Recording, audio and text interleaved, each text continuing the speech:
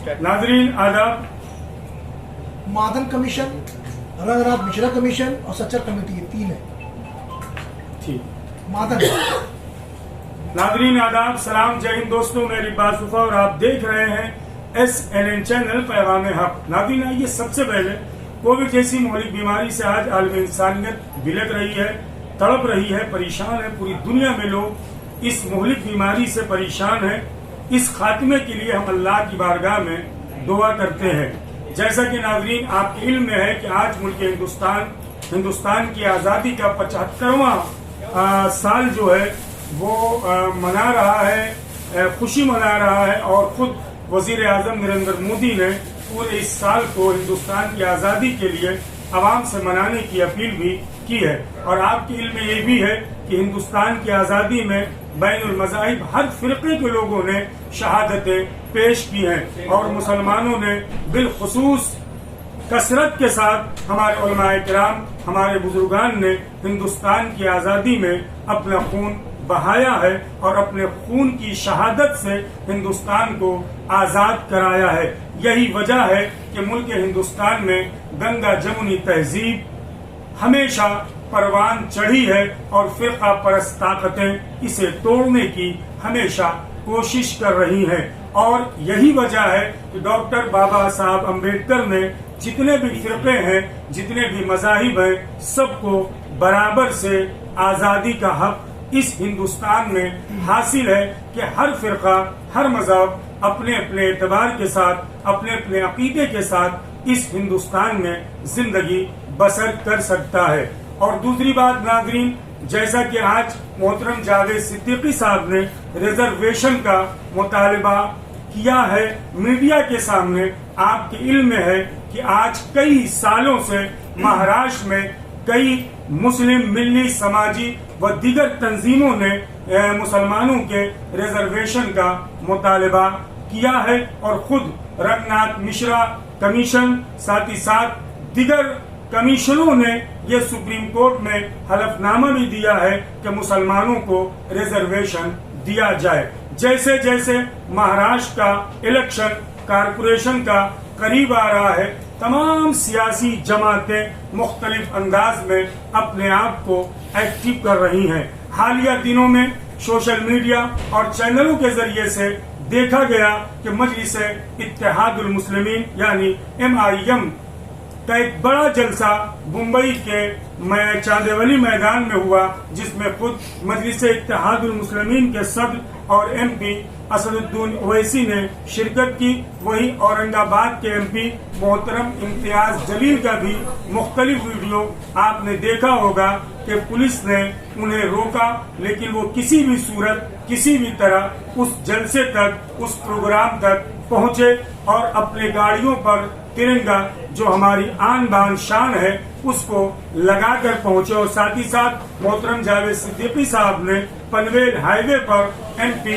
इम्तियाज जलील साहब का इस्तकबाल भी किया और प्रोग्राम भी हुआ, जिसमें मजलिस इत्तेहादुल मुस्लिमीन ने 5% रिजर्वेशन का मुतालबा किया।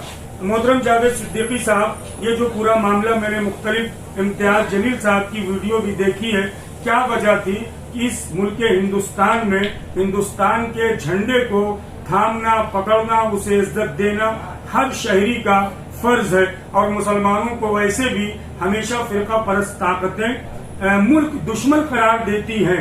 अगर इम्तियाज जलील साहब हिंदुस्तान का परचम लेकर मुंबई आ रहे थे तो क्या वजह थी कि पुलिस प्रशासन ने, महाराष्ट्र की पुलिस ने इम्तियाज जलील जो खुद एक MP है, उन्हें रोकने की कोशिश की गई। और किस तरह से इम्तियाज जलील ने औरंगाबाद से मुंबई तक का सफर किया। अस्सलाम वालेकुम व रहमतुल्लाहि व बरकातहू। सबसे पहले मैं आपको मुबारकबाद देता हूँ। देखिए, आज जो ये देश में जैसे जैसे चुनाव आता है तो सारी पार्टियां वो अपना वोट लेने के लिए, अपनी पार्टी के सत्ता चलाने के लिए हर तरह के फिरका परस्ती बातें करते हैं। मैं उस पे ना जाकर मैं ये बताना चाहता हूं कि जो कल हमारे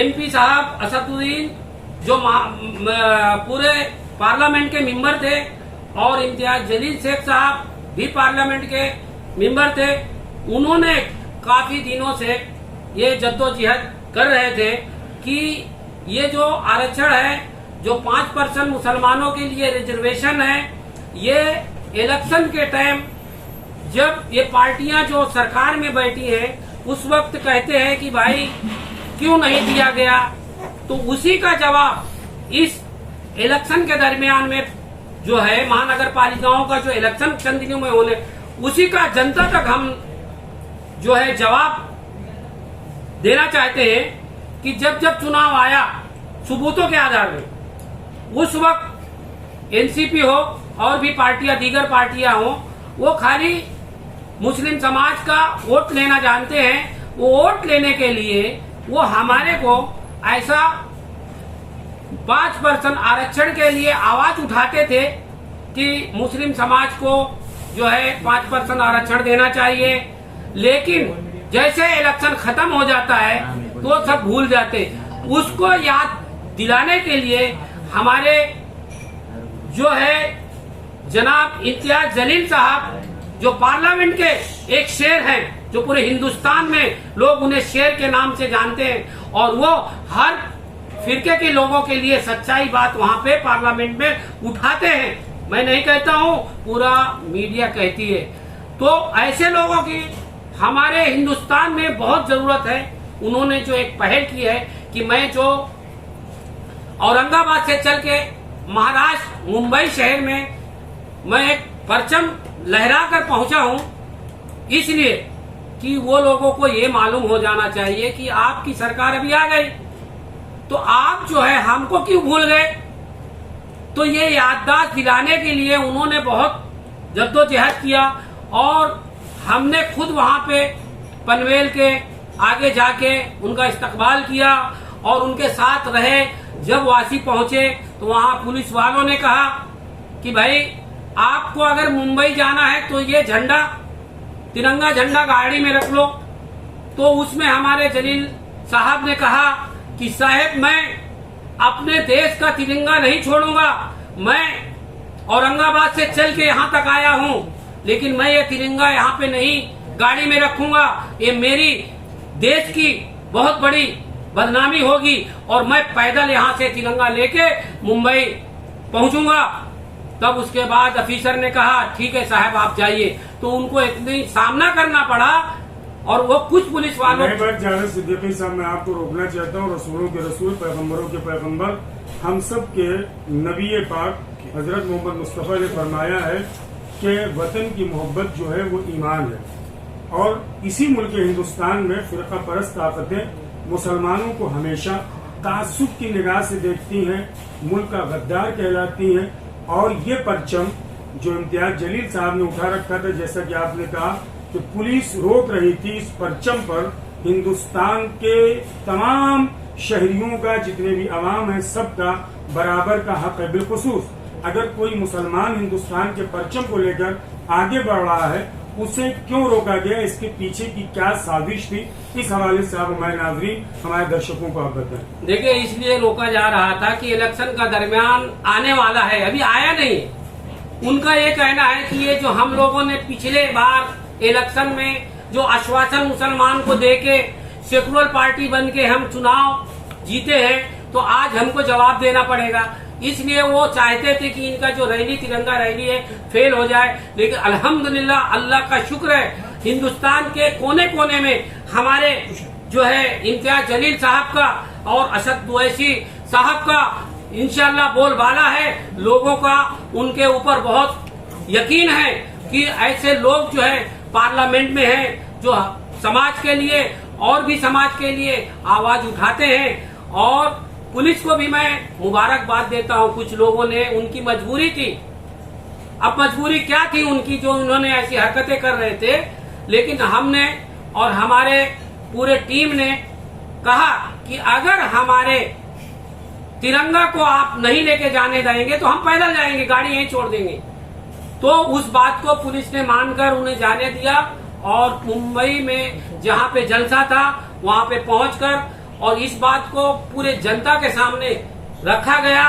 लोगों ने इस पे यकीन भी किया। हकीकत मुस्लिम समाज के साथ में बेइंसाफी हो रही है, इसलिए इंसाफ के लिए कोई कायद को आगे आना पड़ेगा।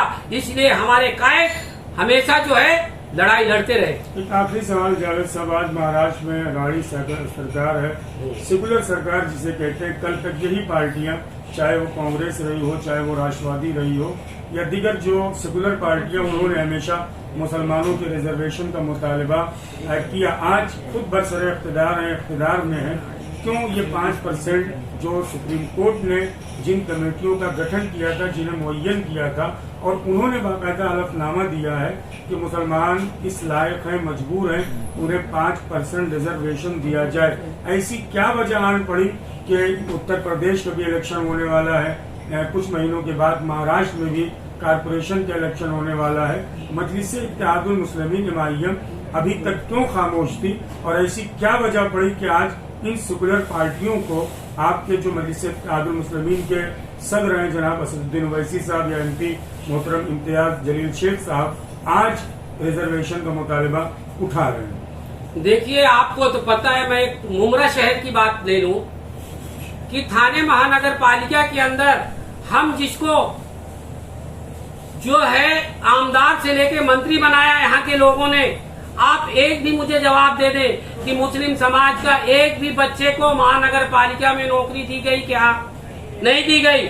बहुत से कायदा के अनुसार, सबूतों के आधार हमारे जनाब MP साहब इम्तियाज जलील साहब ने जो काम किया है, अभी जो ये इस वक्त वो याददाश्त के लिए जनता को कहा है कि अब इनके बहकाव में मत आओ, ये हर चुनाव में हमारा ठप्पा वोट ले लेते हैं। ये देखो, आईना उनको बताया गया है कि ये देखो, ये लोग जो है सेकुलर के नाम पे हमारा खाली वोट लेते हैं। देखिए, हमारे समाज के लिए कुछ नहीं किया।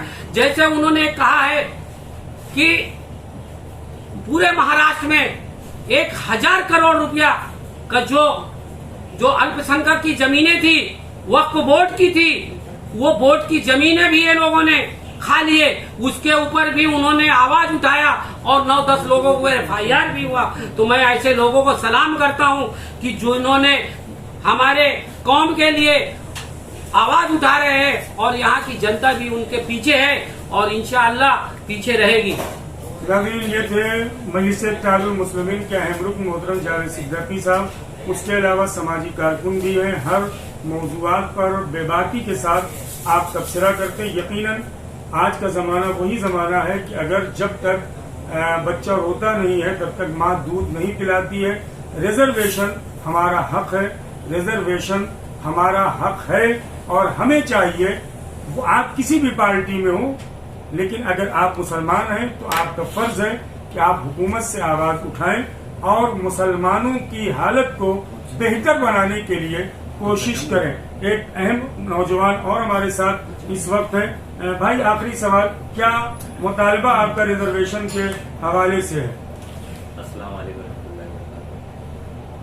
सभी चीज को तो आप लोगों को आपको देख ही रहे कि रिजर्वेशन के लिए हमारे इम्तियाज जलील साहब आवाज उठा रहे हैं। आप देख रहे हैं कि TMC में अधिकारी हमारे मुसलमान नहीं है, पुलिस डिपार्टमेंट में कुछ लोग हैं। तो ये इम्तियाज जलील साहब का यही है कि हमारा रिजर्वेशन दो, जो 5% हाई कोर्ट से पास हुआ है, और हमारे जो नौजवान बच्चे हैं और जो उनको अच्छी जगह पे नौकरी मिले और उनको अच्छी पढ़ाई मिले, जो आने वाले बच्चे हैं, इसके लिए इम्तियाज जलील साहब इस चीज़ के लिए लगे हैं, और इंशाल्लाह हम सारे कार्यकर्ता MIM के उनके साथ लगे रहेंगे। नाज़रीन, इसी तरह देखते रहे SNN चैनल। मैं लिबास सुबह फिर एक मरतबा तमाम उन सियासी लीडरों से जो अल्लाह ने जिसे आज उन्हें इज्जत दिया है, मुसलमान की हालत जार पर उन्हें गौर करना चाहिए, फिक्र करना चाहिए। रिजर्वेशन हमारा मुतालबा है, हमें इस हवाले से आवाज उठाना चाहिए और हमें अपना हक लेना चाहिए। इसी तरह देखते रहे SNN चैनल। मैं लिबास सुबह आपसे चाहूंगा इजाजत। वस्सलाम वालेकुम व रहमतुल्लाह।